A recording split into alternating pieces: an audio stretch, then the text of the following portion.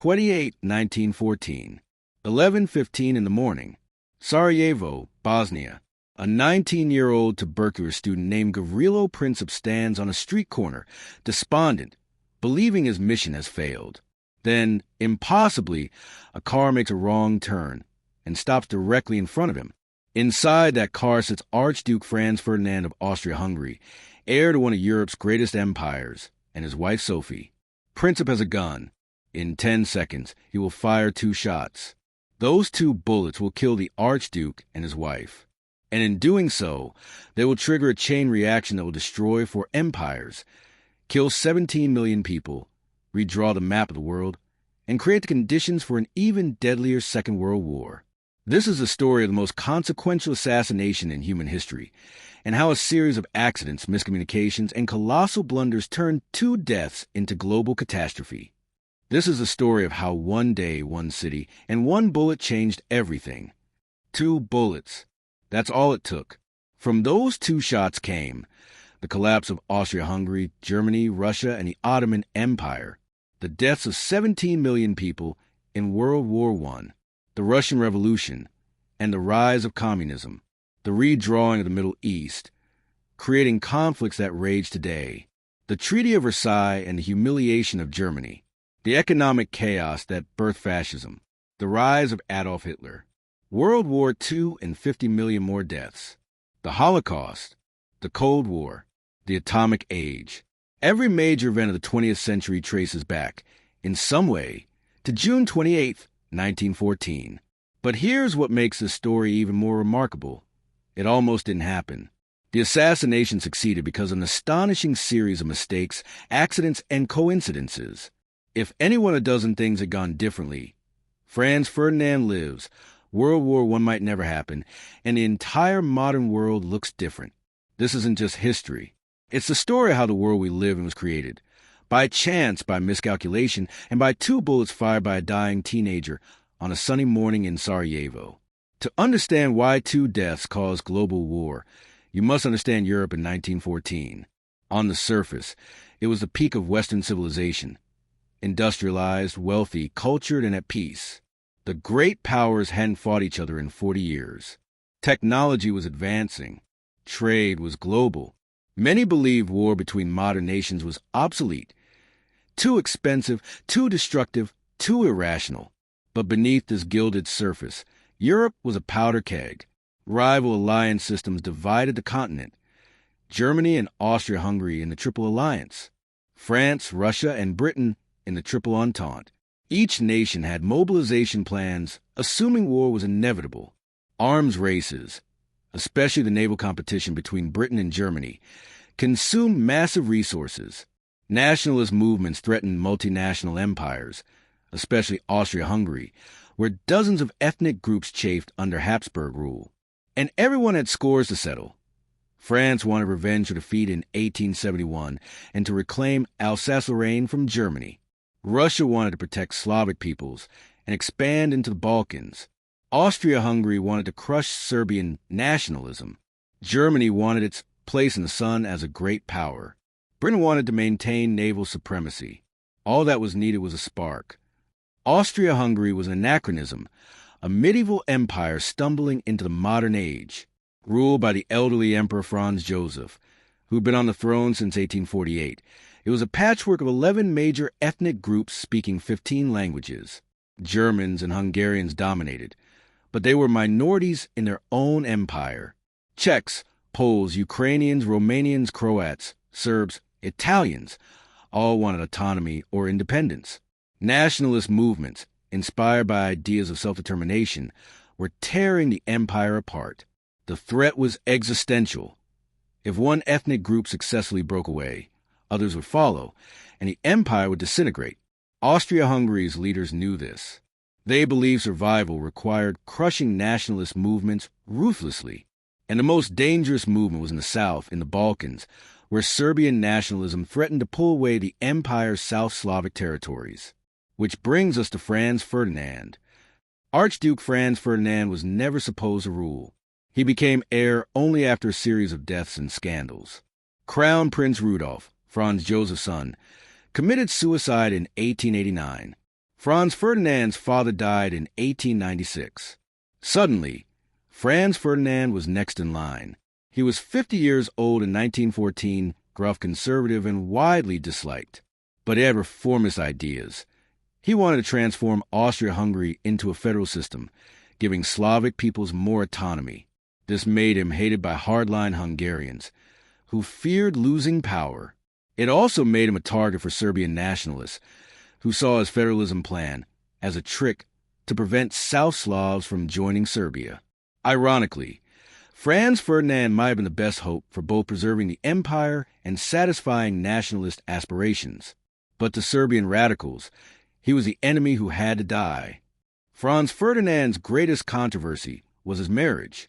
In 1900, he married Sophie, a Czech countess, but not royalty. The Habsburg court was scandalized. Emperor Franz Joseph refused to attend the wedding. Sophie was subjected to constant humiliation. She couldn't sit beside her husband at state functions. Their children were barred from succession, and she was treated as inferior. But Franz Ferdinand loved her deeply, genuinely, passionately, a rare thing in royal marriages. He refused to give her up despite enormous pressure. This love story matters because on June 28, 1914, Franz Ferdinand was in Sarajevo partly to include Sophie in an official event. Because of Habsburg protocol, she was excluded from most imperial functions.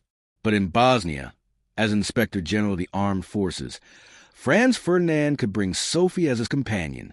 So she was in that car when the bullets came. She would have been home safe in Vienna, if not for the empire's snobbish protocols. Love and pride put them both in the assassin's sights. The Balkans in 1914 were a nightmare of competing nationalisms, recent wars, and territorial disputes. The Ottoman Empire, the sick man of Europe, had been retreating from the region for decades. In 1908, Austria-Hungary annexed Bosnia-Herzegovina, infuriating Serbia, which wanted those territories for a greater Serbia, uniting all South Slavs. The Balkan Wars of 1912 to 1913 had just reshuffled boundaries, with Serbia doubling in size. Serbia was confident, nationalist, and backed by Russia, its Slavic big brother. Austria-Hungary saw Serbia as an existential threat, a revolutionary cancer that would inspire Austria's own South Slavs to rebel. The two nations were on a collision course. All that was needed was a trigger. In Serbia, ultranationalist secret societies plotted Austria's destruction. The most dangerous was unification or death, better known as the Black Hand. Founded in 1911 by Serbian military officers, the Black Hand used terrorism and assassination to achieve greater Serbian goals. Its leader was Colonel Dragutin Dimitrijevic, nicknamed Apis, head of Serbian military intelligence. The Black Hand operated with at least tacit support from elements of the Serbian government, though how much official knowledge and approval existed remains debated. What's certain is that in 1914, when the Black Hand learned that Franz Ferdinand would visit Sarajevo on June 28th, the anniversary of the Battle of Kosovo, a date sacred to Serbian nationalism, they saw their opportunity. They would assassinate the heir to the Austrian throne. They would recruit Bosnian Serb students as assassins. They would smuggle weapons across the border, and they would set in motion the events that would destroy the world. Gavrilo Princip was 19 years old in 1914, and he was dying, born in 1894, to a poor Bosnian Serb family. Princip grew up in a region occupied by Austria-Hungary, but culturally Serbian. He was small, only 5'3", physically weak and consumptive. Tuberculosis was slowly killing him. He'd been rejected by the Serbian army for being too small and weak. He was a failed student, having been expelled from school for political activities. He had no prospects, no future, no hope. What he had was rage at Austrian occupation, rage at his own powerlessness, and rage at a world that had given him nothing but poverty and disease. He became obsessed with Serbian nationalism and South Slavic liberation. He read revolutionary literature, idolized Serbian heroes, and dreamed of martyrdom. When he learned of Franz Ferdinand's planned visit to Sarajevo, Princip saw his destiny. He would die anyway. Tuberculosis would kill him within years. But he could die for something. He could strike a blow for Serbian freedom. He could kill an archduke, along with two friends, Nedeljko Kabranovic and Trifko Grabez. Princip traveled to Belgrade to find weapons and training. In Belgrade, the three young Bosnians were taken to the Black Hand. Colonel Apis personally approved the assassination plan. The conspirators were given weapons. For Belgian FN Model 1910 pistols and 6-hand grenades, bomb-type grenades with delayed fuses. They were given cyanide capsules to swallow after the assassination to avoid capture and interrogation. They received rudimentary weapons training, though none of the conspirators were experienced shooters. The Black Hand then smuggled them back into Bosnia through a network of agents and safe houses. Somehow, Austrian intelligence, with its spies in Serbia, failed to detect any of this. The conspirators crossed the border in late May 1914 and made their way to Sarajevo. 3 more Bosnian Serbs joined the plot in Sarajevo: Muhame Mehmed Basic, Kjeko Popovic, and Vaso Kubilovic. There were now 6 assassins waiting for Franz Ferdinand.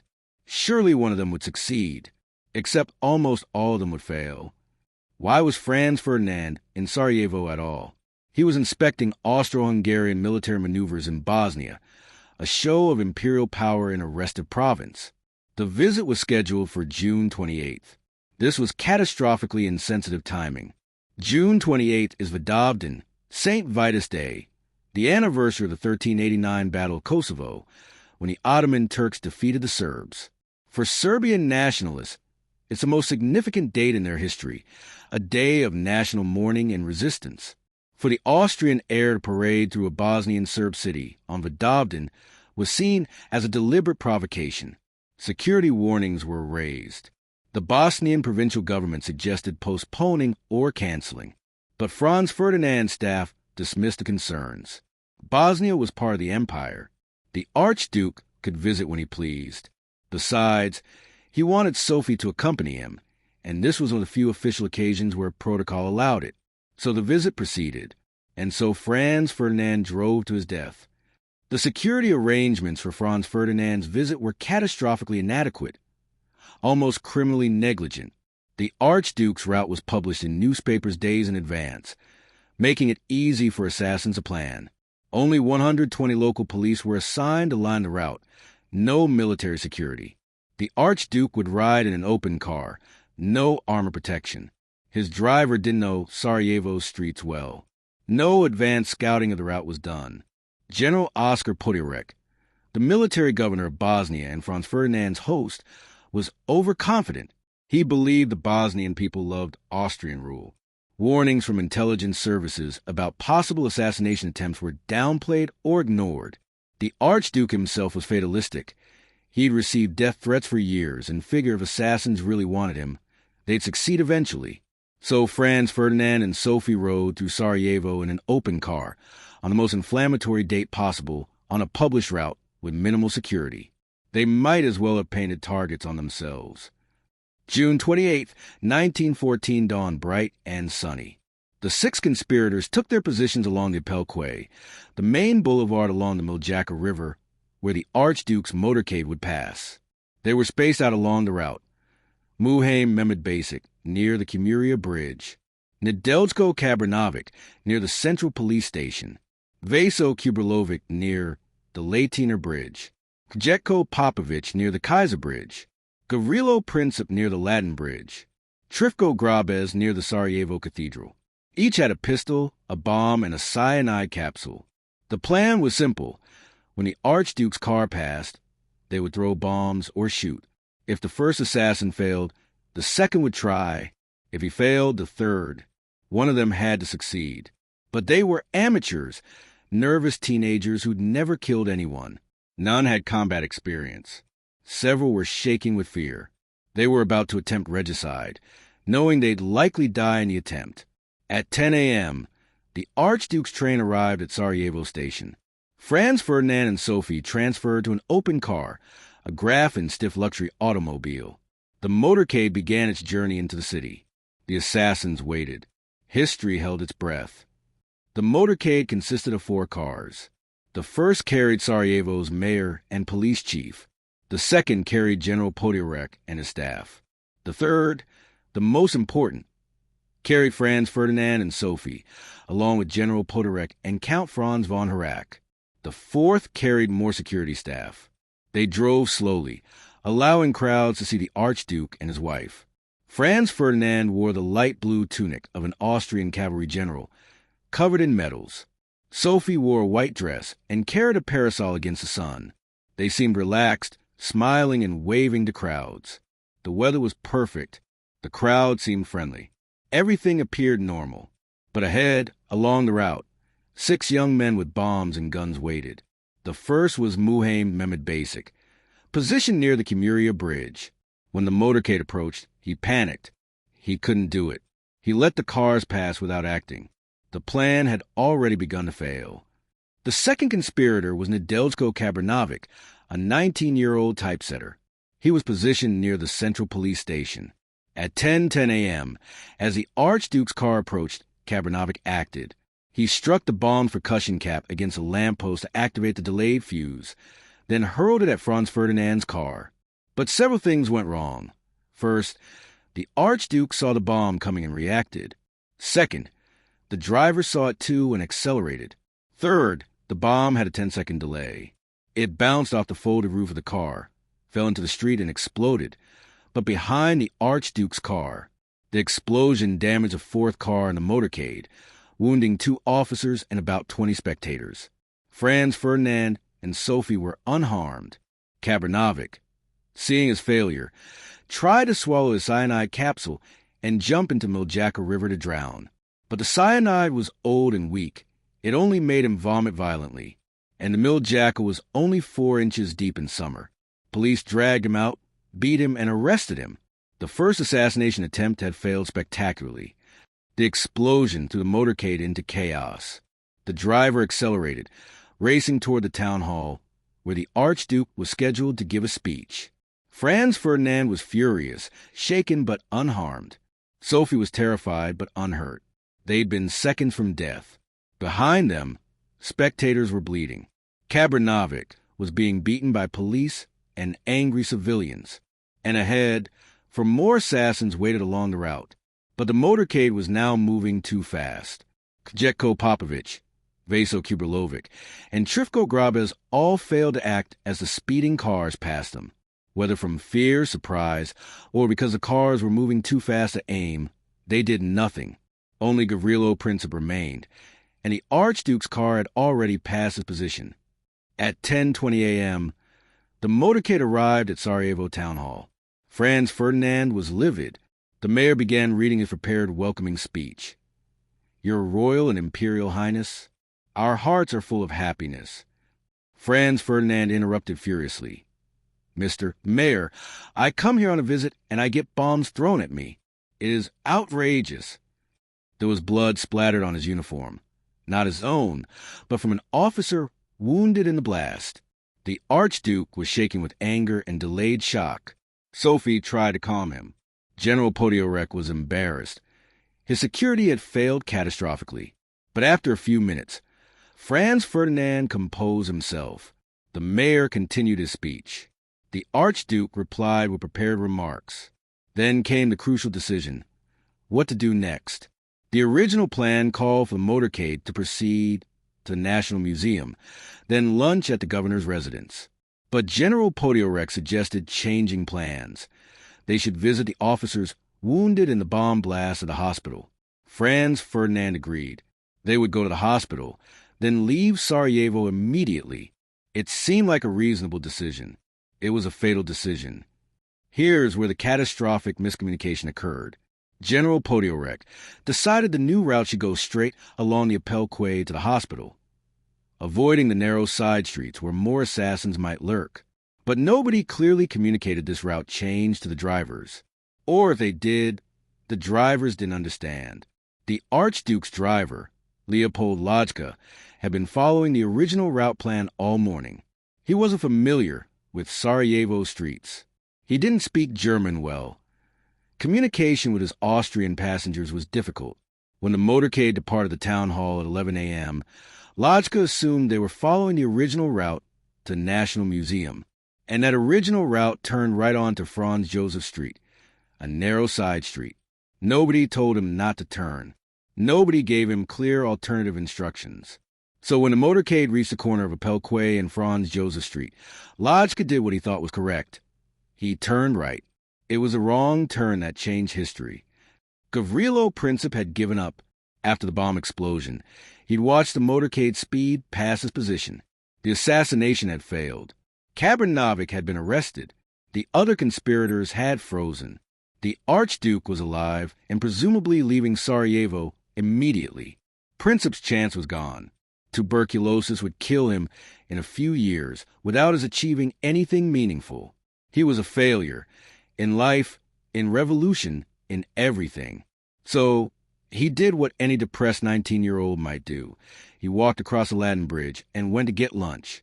He stopped outside Moritz Schiller's Delicatessen on Franz Joseph Street, near the corner with Appelquay, and he waited, not in ambush position, but just standing there, probably wondering what to do with the rest of his meaningless life. Then at 11:15 a.m., fate intervened in the most extraordinary way. The Archduke's car turned the corner directly in front of him.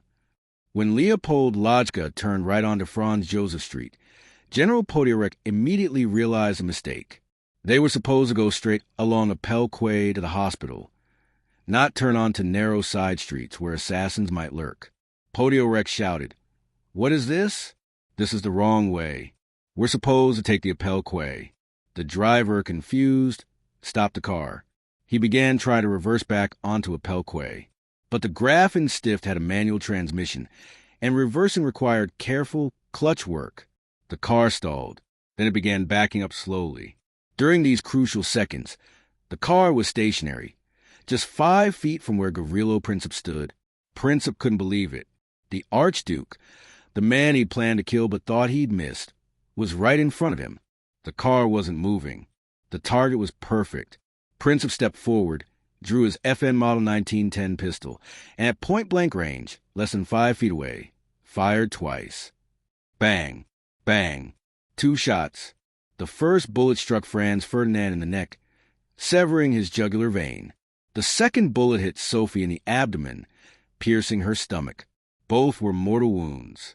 Counteract, sitting in the front of the car, didn't initially realize anyone had been shot. The Archduke and his wife simply slumped in their seats. Franz Ferdinand's first concern was for Sophie. Sophie, don't die.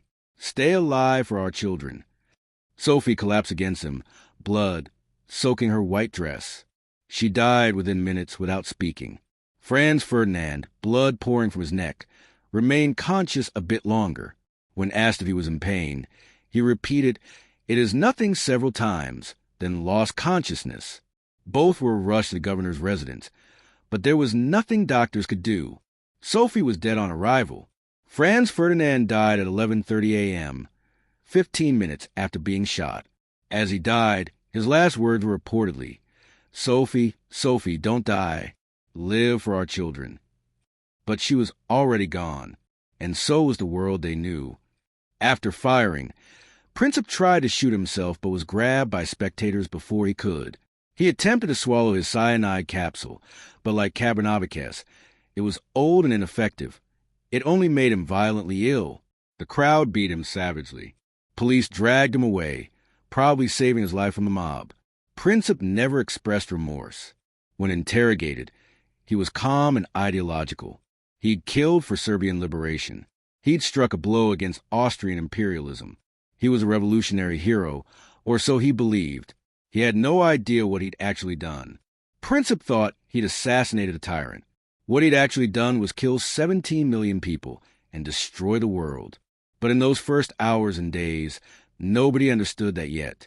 The assassination was shocking news. An archduke killed by terrorists, but nobody thought it meant world war. How could 2 deaths in a distant Balkan city threaten the great powers of Europe? Surely diplomacy would resolve this. Surely reason would prevail. It wouldn't. The immediate international reaction to the assassination was shock, but not alarm.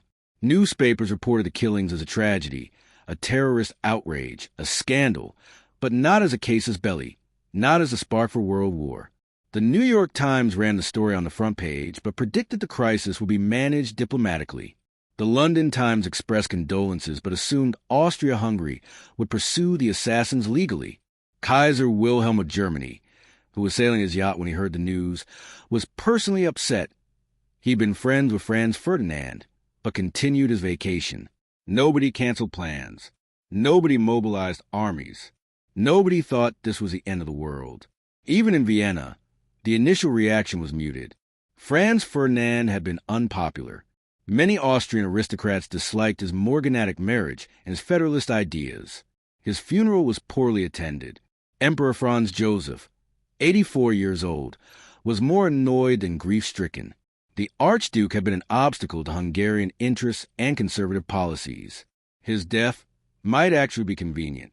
But there was a problem. Austria-Hungary's honor had been violated. An Archduke, an heir to the throne, had been murdered by Serbian terrorists. This couldn't be ignored. Serbia had to be punished. And that's when things started spiraling out of control.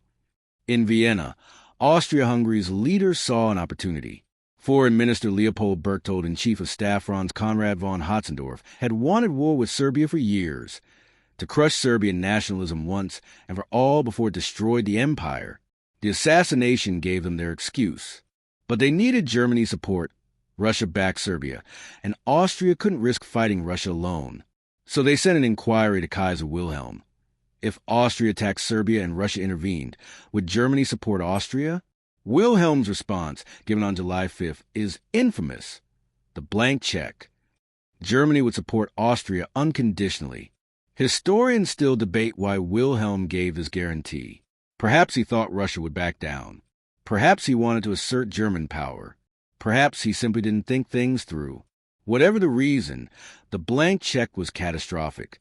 It emboldened Austria to make demands on Serbia that were deliberately designed to be rejected.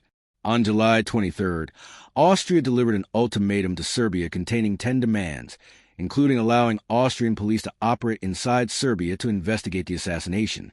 The deadline, 48 hours. Serbia was being set up for war. Serbia faced an impossible choice. Accept the ultimatum and lose sovereignty, essentially become an Austrian puppet state, or reject it and face invasion. Serbia's Prime Minister Nikola Pašic consulted with Russia, which promised support. On July 25th, Serbia delivered its response. It accepted most of Austria's demands, but rejected the clause allowing Austrian police to operate in Serbia, calling it a violation of sovereignty. It was a remarkably conciliatory response, considering most neutral observers thought Serbia had given Austria everything reasonable. But Austria-Hungary had already decided on war. On July 28th, exactly 1 month after the assassination, Austria-Hungary declared war on Serbia. The great powers still thought this would be a local Balkans conflict. They were wrong. Russia, as Serbia's protector and Slavic big brother, couldn't allow Austria to crush Serbia without responding. On July 30th, Russia ordered full mobilization of its army, and that's when the doomsday machines activated. Here's the terrible logic that made war inevitable. Every major power had mobilization plans based on railroad timetables. These plans assumed that whichever nation mobilized first would gain a decisive advantage. Germany's plan, the Schlieffen Plan, was especially rigid. If Russia mobilized, Germany had to attack France first, because Russia was slow to mobilize but France was fast. This meant Germany had to invade Belgium to get to France. Belgium's neutrality was guaranteed by Britain. So Russian mobilization meant German war with France, which meant German invasion of Belgium, which meant British entry into the war. The plans were automatic, like falling dominoes. Once Russia mobilized, the whole sequence had to follow. And Russia could not mobilize. If Austria crushed Serbia, Russia would lose all credibility and influence in the Balkans. So Russia mobilized, which meant Germany had to mobilize, which meant France mobilized, which meant Britain mobilized. And suddenly all of Europe was at war because of 2 bullets in Sarajevo.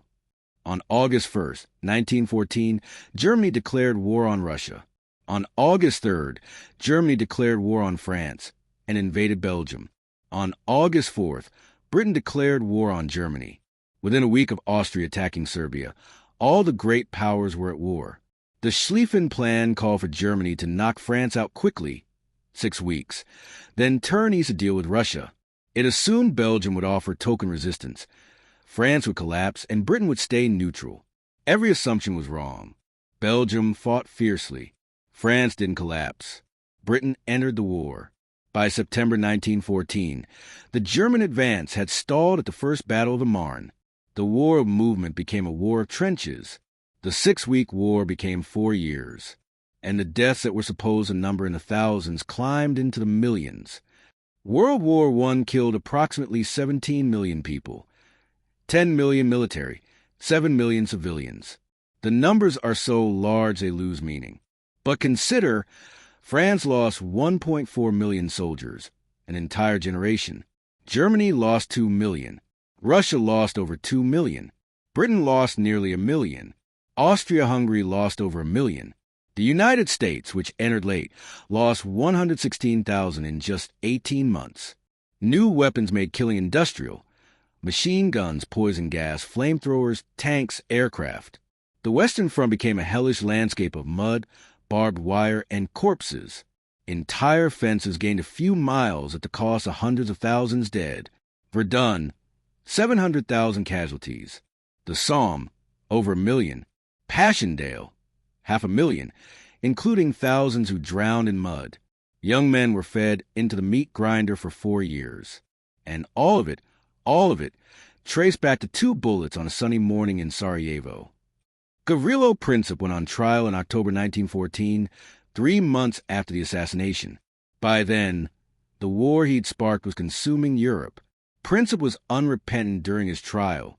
When asked if he regretted his actions, he replied, "I am a Yugoslav nationalist, aiming for the unification of all Yugoslavs, and I do not care what form of state, but it must be free from Austria." He showed no remorse for the millions dying in the war his actions had triggered. He probably didn't fully understand the connection. Because Princip was under 20 at the time of the assassination, just 19, he couldn't be executed under Austro-Hungarian law. Instead, he was sentenced to 20 years in prison. He was sent to their Seisenstadt fortress in Bohemia, a harsh prison where conditions were deliberately brutal for political prisoners. Their Seisenstadt was hell for Princip. He was kept in a tiny, damp cell. He was undernourished.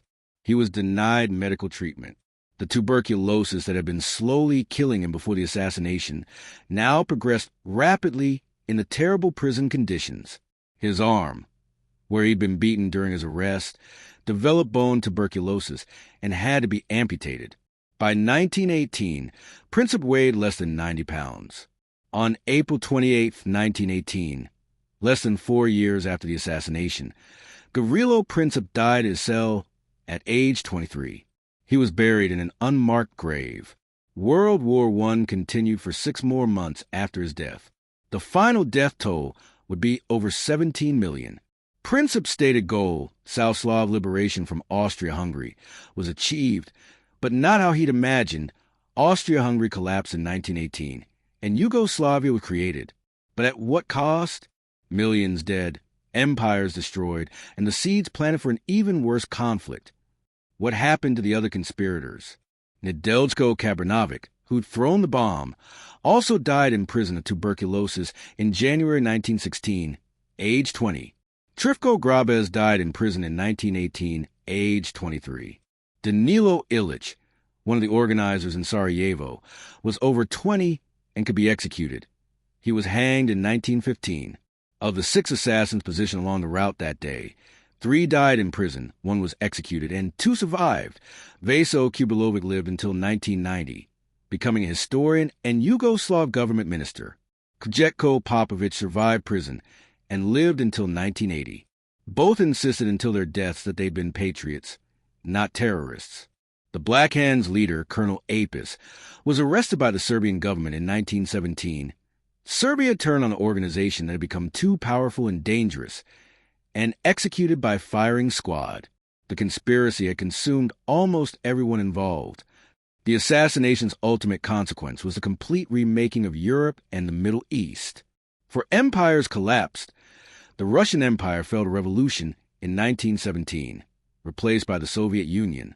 The German Empire lost the war and became the Weimar Republic, burdened with crushing reparations. The Austro-Hungarian Empire disintegrated in 1918, breaking into Austria, Hungary, Czechoslovakia, and Yugoslavia, Princip's dream nation. The Ottoman Empire collapsed, its territories carved up by Britain and France, creating the modern Middle East with all its enduring conflicts. New nations emerged across Europe: Poland, Finland, Estonia, Latvia, Lithuania. The map was completely redrawn. And overhanging all of it was the Treaty of Versailles, the peace settlement that didn't bring peace, but rather created conditions for World War II. The Treaty of Versailles, signed in 1919, punished Germany harshly, stripping territories, limiting military, and imposing massive reparations. These conditions humiliated Germany and destabilized its economy, creating conditions for Adolf Hitler's rise. Hitler exploited German resentment over Versailles, promised restoration of German greatness, and led Germany into an even more catastrophic war. World War II killed over 50 million people, dwarfing World War I. The Holocaust murdered 6 million Jews. And all of it, traces back through causation chains to that moment in Sarajevo. Princip's bullets didn't just kill Franz Ferdinand and Sophie. They killed the old world order, triggered World War I, created the conditions for World War II, shaped the Cold War, and defined the 20th century. 2 bullets, 17 million dead in World War I, 50 million more in World War II. The atomic age, the United Nations, the State of Israel, the modern Middle East, the European Union. Our entire modern world was shaped by events set in motion on June 28, 1914. Here's what makes the assassination so haunting. It almost didn't happen. Consider the chain of accidents and coincidences required. First, Mehmet Basic had to fail to act. He did. Second, Kabarnavik's bomb had to miss. It did, bouncing off the car and exploding behind it. Third, the other conspirators had to fail to shoot as the motorcade sped away. They did. Fourth, Franz Ferdinand had to decide to visit the hospital instead of leaving immediately. He did. Fifth, nobody had to clearly communicate the route change to the driver. They didn't. Sixth, the driver had to make a wrong turn onto Franz Joseph Street. He did. Seventh, the car had stalled directly in front of Princip. It did. Eighth, Princip had to be standing exactly at that corner at that moment. He was. If any one of these things had gone differently, Franz Ferdinand lives. If the bomb had exploded 2 seconds earlier or later, it kills the Archduke and there's no second attempt. If General Podorek had clearly explained the route change, no wrong turn. If the car hadn't stalled, it would have reversed and driven away before Princip could shoot. The assassination succeeded because of an almost impossible series of accidents. And that's terrifying, because it means the entire 20th century, with all its wars and revolutions and deaths, hinged on pure chance. Even after the assassination, was war inevitable? Many historians say no. At multiple points during the July crisis, war could have been avoided if leaders had chosen differently. If Austria had accepted Serbia's conciliatory response to the ultimatum, if Germany hadn't given Austria the blank check, if Russia had ordered partial mobilization instead of full mobilization, if Germany's leaders had understood that the Schlieffen Plan was a doomsday machine they couldn't control, if Britain had made clear earlier that it would defend Belgium, if any of the great powers had backed down instead of escalating, the war was not foreordained by the assassination. It resulted from a series of bad decisions, miscalculations, and rigid military plans that left no room for diplomacy. Leaders chose war, some deliberately, some through incompetence, some through fatalistic acceptance that war was inevitable. But they chose, and millions died because of those choices. One reason the war happened was what historians call the cult of the offensive, the belief that rapid offensive action would lead to quick, decisive victory. Every nation's military plan emphasized offense. Germany's Schlieffen Plan, France's Plan 17, Russia's mobilization aimed at swift attack, Austria's plans to crush Serbia quickly. All assumed modern war would be like 1870, rapid movement, decisive battles, victory in weeks or months. All were catastrophically wrong. Modern weapons, machine guns, artillery, barbed wire, favored defense overwhelmingly.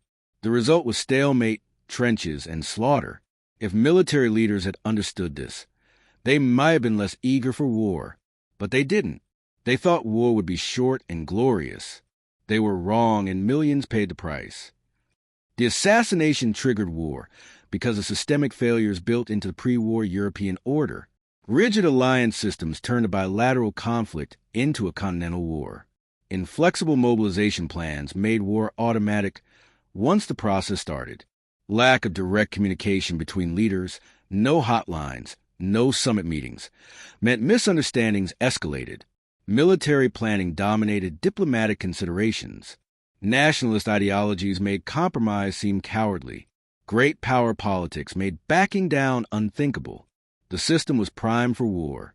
All it needed was a spark. Princip provided that spark. But if it hadn't been Sarajevo in 1914, it might have been something else. Somewhere else, soon after, the war happened not just because of 2 bullets, but because the great powers had created a world where 2 bullets could end civilization. How should we remember Gavrilo Princip? The answer depends on who you ask. In Yugoslavia, Princip was celebrated as a hero, a freedom fighter who struck a blow against imperial oppression. The Yugoslav state erected monuments to him. Streets were named after him. Students learned he was a patriot. After Yugoslavia collapsed in the 1990s, this memory became contested. In Bosnia Serb areas, Princip remains a hero. In Bosniak Muslim areas, he's increasingly seen as a terrorist whose actions led catastrophe. In Austria and Western Europe, he's remembered as an assassin whose fanaticism triggered World War. In 2014, on the assassination centenary, debates raged about how to commemorate the event. Was Princip a freedom fighter or a terrorist? A patriot or a fanatic? A catalyst for South Slav liberation or a mass murderer? Perhaps he was all of these things, and that's what makes history complicated. Today, you can visit the corner where Gavrilo Princip stood. The Latin Bridge still spans the Miljacka River. The street corner, now called Zelena Bereki Street, has a small museum. Tourists come to see where world history pivoted. It's a quiet spot now. People walk past every day, many not knowing what happened there. Sarajevo itself has suffered immensely since 1914. Besieged during the Yugoslav wars of the 1990s, the city endured years of shelling and sniper fire. The conflicts that destroyed Yugoslavia in the 1990s echo the nationalist tensions of 1914. The Balkans still haven't fully escaped the shadows of that day. What lessons does Sarajevo 1914 teach us? First, peace is fragile. The world in 1914 thought great power war was obsolete, too destructive, too expensive. They were catastrophically wrong. Peace requires active maintenance, not just assumption. Second, rigid systems are dangerous. The alliance networks and mobilization plans of 1914 created a doomsday machine where one trigger could destroy everything. Modern equivalents, nuclear weapons, financial systems, climate systems, require careful management. Third, accidents matter. History isn't just the plans of great men. It's also wrong turns, stalled cars, and impossible coincidences. Fourth, extremism kills. Princip's fanatic nationalism, combined with Austrian militarism and German arrogance, created catastrophe. Compromise and moderation, though unsexy, are essential. Fifth, communication prevents disaster. The leaders of 1914 couldn't talk directly to each other. No phones, no summits. Modern hotlines and diplomatic channels exist because of 1914's failures. And finally, actions have consequences beyond imagination. Princip thought he was killing a tyrant. He actually killed 17 million people and destroyed a world. None of us know what consequences our actions might trigger. That should make us more humble, more careful, and more thoughtful. What if the assassination had failed? What if Franz Ferdinand had lived? It's impossible to know, but we can speculate. Austria-Hungary might have survived longer, perhaps transforming into a federal system under Franz Ferdinand's reforms. Without WWI slaughter, would extremist ideologies, communism, fascism, have gained power? Would the Russian Revolution have happened without the war's pressures? Would the Ottoman Empire have survived? Would the modern Middle East look completely different? Would there have been no Versailles Treaty, no Hitler, no World War II, no Holocaust? Would 50 million lives have been saved? Or would war have come anyway? Perhaps even worse? We'll never know. But we know this. The world we live in with all its institutions, borders, conflicts, and powers was fundamentally shaped by events set in motion by 2 bullets in Sarajevo. Gavrilo Princip changed history more than almost any individual in the 20th century. And he did it in 10 seconds, standing on a street corner, firing a pistol twice. That's how fragile civilization is. 17 million people died in World War I. Each was a person with a life, a family, dreams, and futures that were stolen. Each death traced back, through causation chains, to June 28, 1914. We remember the famous battles, Verdun, the Somme, Passchendaele. We remember the generals and politicians. But we should also remember the man who started it all, a dying 19-year-old with a gun, standing on a corner in Sarajevo, who thought he was striking a blow for freedom. He was wrong, but his actions changed everything. The world before June 28, 1914 was different. Not better necessarily, but different. Empires stood that would fall. Millions were alive who would die. Technologies that would revolutionize warfare didn't yet exist. The modern world hadn't been born. Then came 2 bullets, and everything changed. The assassination of Archduke Franz Ferdinand was not inevitable. World War I was not inevitable. The death of 17 million people was not inevitable. A series of choices, mistakes, accidents, and rigidities turned a terrorist attack into global catastrophe. We study Sarajevo 1914 not just as history, but as warning. Warning that peace is precious and fragile. Warning that systems can fail catastrophically. Warning that extremism leads to horror. Warning that accidents can cascade into disasters. Warning that small actions can have immense consequences. And warning that none of us, not the powerful, not the intelligent, not the well-meaning, are immune from causing catastrophes we never intended. Gavrilo Princip wanted to free his people. Instead, he helped create a century of war, totalitarianism, and death.